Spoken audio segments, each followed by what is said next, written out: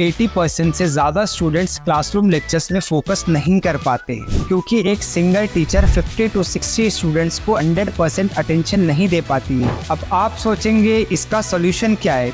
So let me introduce one-on-one teaching experience from Wasim Sir's tutorials, जहाँ पर हर एक student को एक डेडिकेटेड टीचर प्रोवाइड किया जाएगा जो उन्हें उनके स्टडी पेस के हिसाब से गाइडेंस और अटेंशन देंगे। हर एक स्टूडेंट का कस्टमाइज तरीके से टेस्ट सीरीज डिज़ाइन किया जाएगा। अगर आपको भी इसी तरीके का स्टडी एनवायरनमेंट चाहिए तो आज ही हमें कांटेक्ट करें दिए गए नंबर पर। नशे के लिए बच्चों को बेचने वाले पति पत्नी शब्बीर और सानिया को मुंबई पुलिस ने किया गिरफ्तार। इंटरस्टेट चाइल्ड ट्रैफिकिंग रैकेट का पुलिस ने किया पर्दाफाश।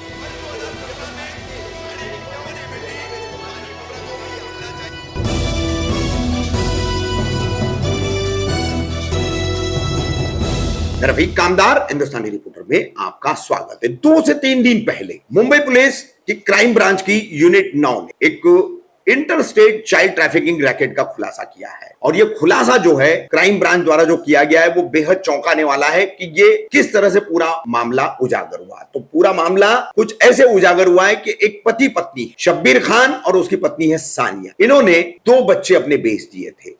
2 साल का बेटा हुसैन और एक 2 माह की बच्ची। ये बात भी कैसे सामने आई? तो आइए आपको बता दें कि शब्बीर खान और सानिया दोनों पिछले कई सालों से ड्रग्स एडिक्ट है, नशे के आदी है और ये दोनों कुछ अरसा पहले बांद्रा के भारत नगर स्थित शब्बीर की बहन रूबीना खान के घर पर रहते। उस वक्त इनकी नशे की लत से परेशान रूबीना के साथ इनके झगड़े होते थे, जिसके चलते शब्बीर अपनी पत्नी सानिया और बच्चों के साथ सानिया की मां जो नाला सोपारा में रहती थी वहां चले गए। मगर वहां पर सानिया की मां के निधन के बाद, उसकी मौत के बाद ये दोनों वापस बांद्रा भारत नगर रूबीना खान के घर पर लौट आए। लेकिन जब रूबीना खान ने देखा कि उसका भाई शब्बीर खान, भाभी सानिया दोनों लौटे लेकिन इनके साथ बच्चे नहीं, क्योंकि दोनों के 3 बच्चे थे और रूबीना उनकी बुआ है, फूफी है, तो उसे अच्छे से पता था। एक ही बच्चा देख करके रूबीना को रहा नहीं गया। रूबीना ने पूछा बाकी के 2 बच्चे कहां हैं। काफी रूबीना के दबाव डालने के बाद शब्बीर और सानिया ने रूबीना के सामने यह बात कबूली कि नशा करने के लिए उन्हें पैसों की जरूरत थी और उसी के लिए उन्होंने अपने बेटे हुसैन को जो 2 साल का था और 2 महीने की जो बच्ची थी, इन दोनों को बेच दिया। ये सुन करके रूबीना के पैरों तले की जमीन खिसक गई। इस मामले से बिल्कुल आंदोलित हुई और गुस्साई हुई रूबीना डीएन नगर पुलिस स्टेशन अंधेरी पहुंची। उसने इस पूरे मामले की सूचना पुलिस को दी। पुलिस ने मामला दर्ज किया, लेकिन इस पूरे मामले की गंभीरता को देखते हुए यह मामला क्राइम ब्रांच को सौंपा गया। तो मुंबई क्राइम ब्रांच यूनिट 9 की टीम ने इसमें बारीकी से जांच करते हुए शब्बीर और सानिया को पहले गिरफ्तार किया। इसके बाद 2 माह की बच्ची जिस शकील मकरानी नाम के व्यक्ति को मुंबई में बेचा गया था, उसको क्राइम ब्रांच 9 की टीम ने बरामद कर लिया। मगर अभी भी अंधेरी में ही किसी व्यक्ति को शब्बीर और सानिया द्वारा बेचा गया अपना 2 साल का बेटा हुसैन बरामद होना बाकी। मगर इस केस पर काम करते हुए मुंबई क्राइम ब्रांच यूनिट 9 ने देखा कि इसकी गहराई बहुत ज्यादा है, क्योंकि शब्बीर और सानिया ने जिन लोगों के जरिए बच्चों को बेचा था वो इंटरस्टेट चाइल्ड ट्रैफिकिंग का पूरा रैकेट चला रहे थे। इसमें उषा राठौड़ और ये शब्बीर मकरानी, इनको तो शब्बीर और सानिया के साथ गिरफ्तार किया ही गया है। अन्य और 4 लोग हैं जिनमें महिला और पुरुष दोनों हैं। ऐसे कुल 8 आरोपियों को पुलिस ने गिरफ्तार किया है। पुलिस का कहना है कि इनके अन्य और साथीदार हैं और इन्होंने कई और बच्चे भी बेचे हैं। जिन्हें बच्चा नहीं होता है ऐसे भी लोगों को बेचते थे, जैसे कि हुसैन को महज 60,000 रुपए में और 2 माह की बच्ची को महज 14,000 रुपए में बेचा गया था। तो ये पूरा रैकेट जो है अब महाराष्ट्र में ही नहीं, महाराष्ट्र के बाहर भी कई राज्यों में इन्होंने बच्चे बेचे हैं। ऐसी जानकारी क्राइम ब्रांच यूनिट 9 को मिली है। इस पूरे मामले में क्राइम ब्रांच द्वारा जो प्रेस कॉन्फ्रेंस ली गई उसमें डीसीपी क्राइम ने जो जानकारी दी है वो हम आपको दिखा रहे हैं। देखिए किस तरह से अपनी नशे की लत पूरी करने के लिए माँ बाप जो अपने बच्चों पर अपनी जान निछावर कर देते हैं वही अपने बच्चों को बेच रहे। ऐसे ये माँ बाप है शब्बीर खान और सानिया। क्राइम ब्रांच यूनिट 9 को एक इंफॉर्मेशन मिली थी कि एक हस्बैंड वाइफ है जो नशा करते हैं और नशा के लिए उन्होंने अपने 2 बच्चों को बेचा है, जिसमें से एक अभी 2 साल का है और एक नवजात शिशु है जो करीब 2 महीने की है। जो 2 महीने की बच्ची को इन्होंने बेचा था वो मुंबई में बेचा था। उस आरोपी को हमने आरोपी बनाया, उसको कस्टडी में लिया और जो इन दोनों ने बेचा था इसको भी कस्टडी में लिया। शुरुआत यहाँ से हुई और एक एफआईआर डीएन नगर में रजिस्टर किया गया। उसके बाद आगे और भी इसमें आरोपी मिले और ऐसा पता चला कि एक ऑर्गेनाइज्ड रैकेट की तरह चल रहा है और इसमें बहुत सारे आरोपी इंटर स्टेट लेवल पे काम कर रहे हैं। तो इसमें टोटल अभी तक 8 आरोपियों की गिरफ्तारी हुई है और इन 8 आरोपियों के साथ करीब 8 ऐसे बच्चे थे जिनको बेचा और खरीदा गया है।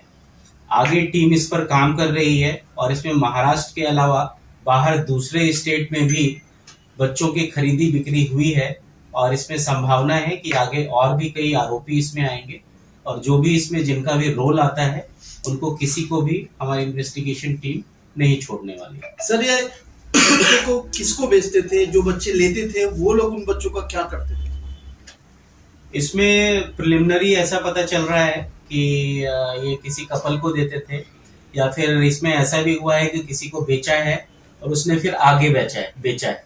तो एक ऑर्गेनाइज्ड रैकेट है और जो बच्चों का उसमें वेलफेयर है डेफिनेटली वो भी संशयास्पद होता है कि आगे क्या हुआ। तो हमने एक को रिकवर किया तो उसको फिर जो बाल कल्याण समिति होती है उसके थ्रू हमने आगे का प्रोसेस किया और हमारा इसमें यही एम है कि जो बच्चे हैं वो रेस्क्यू हो, उनको गलत तरीके से जिनकी खरीदी बिक्री की गई है और साथ में जो भी आरोपी हैं, जो भी गैंग है, इंटर स्टेट रैकेट है, उसमें जितने भी लोग इन्वॉल्व हैं उन सबको हम केस में आरोपी बनाएंगे और अकॉर्डिंगली आगे का इन्वेस्टिगेशन। सर इन्हें ऑर्डर कौन दिया करता था बच्चा चोरी करने के? कैसे ऑर्डर मिलते थे और कहाँ से ऑर्डर मिलते थे? किस तरह से करते थे ये लोग?